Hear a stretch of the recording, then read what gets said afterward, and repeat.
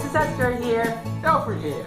Of You, Me, and Sicily. And on this episode, we're going to take you across Italy to hear from people being quarantined and their message to you. They're inspirational, and they ought to be heard by a lot of Americans. Let me tell you that, Esther. First up, our middle and high school choir students from the military naval base just outside of Catania. Then we're going to hear from a military veteran who's retired in Avola over here. He's quite a hockey player, too.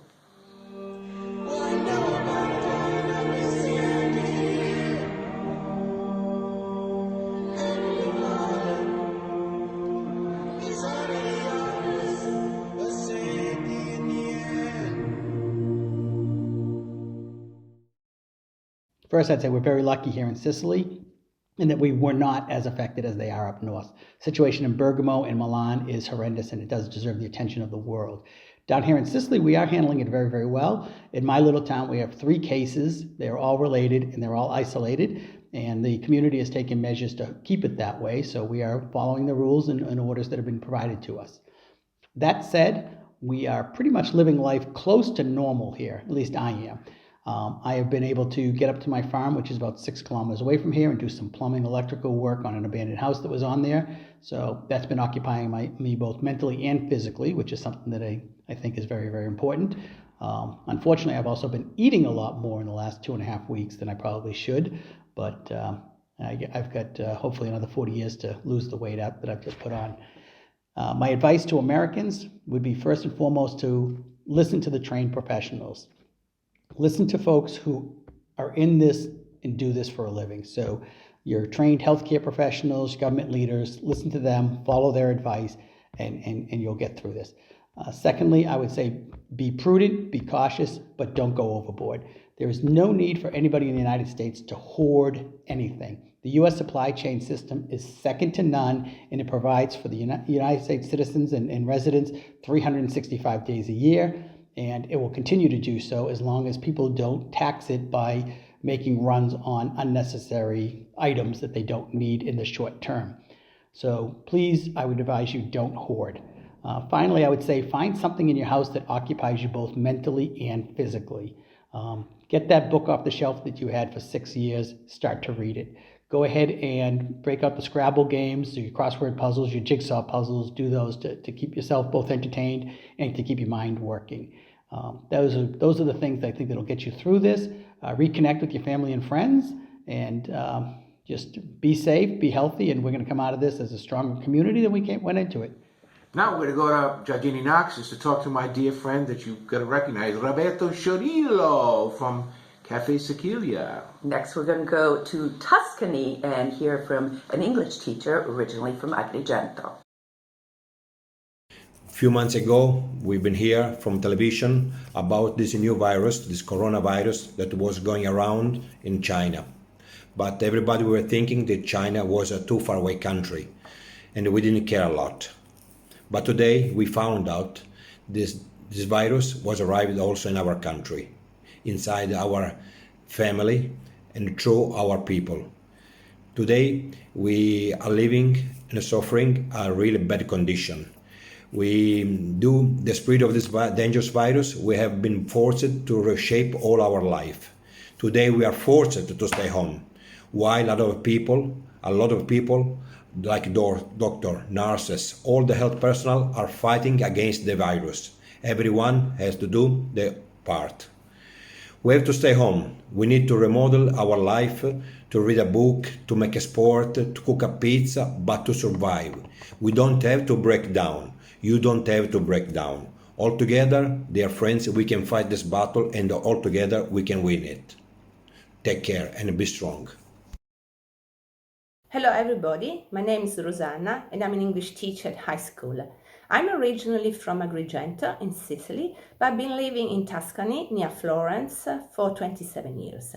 I feel really frustrated on this lockdown, but I keep busy in the morning teaching online and in the afternoon listening to music, reading, taking exercise, walking my dog and talking to friends in Italy and all over the world.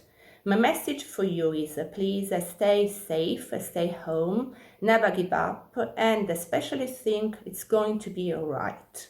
Then we're going to Milan. We're going to hear from the Tom Brady of Italian football.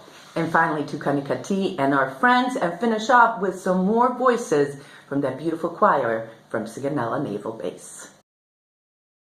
Hi, my name is Luke Zoraka. I'm currently in Milan, Italy. I play American football here for the Milano Seamen, as well as working for a company called Musement, doing marketing.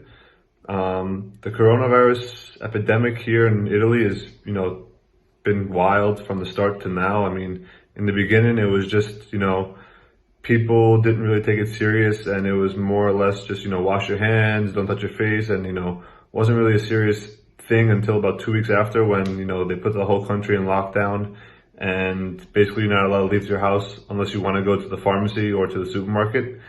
And, it's really, at this time, kind of scary, because the only time I'll ever leave the house is to go to the supermarket, and then after that time, it's like you gotta wait your 2 weeks to see if, you're getting any symptoms or, whatever the case may be. And honestly, I think that America, we need to the Americans, we need to wake up and, take this really serious, because we don't want to make the same mistake that we made here, where people weren't taking it serious in the beginning, and that's what caused the huge outbreak in numbers to spike so much. And I think that the Americans, if we work as a team together, we can, stop the spread faster, and, give more time for people that are working in the hospitals and in the hospitals and the different, people working in the supermarkets, less time to worry about risk, and, have them be able to handle things better than the huge rush that, could happen if we don't take this serious. Basically, it's just Kelly and me, whose lives have changed drastically, whereas Dino, we're still open. The shop is being a bakery, it's still open, but only in the morning, obviously. And obviously everybody takes the necessary precautions. People are allowed in just 2 at a time, and they have to wear masks, gloves, sanitize their hands all the time, basically. Yeah. Writing new songs, singing covers all the time. Music is something very important to me, and it's even helping me be more positive, and this is helping me to distract myself. Yes, we're obviously very careful, to follow all the instructions. Sanitize our hands all the time. Yes, if we take the dogs out, it's just for a few minutes, just down the road and back home again. Back home immediately, yes. So we want to give some advice to people regarding the situation. Yes, please be responsible and follow instructions, okay? This will all be over, but it all depends on us, on how disciplined we are. Hopefully when all this is over, another beautiful episode of You, Me and Sicily here in Canicatti. Yeah, so be safe, and we are all in this together. Yes, love you.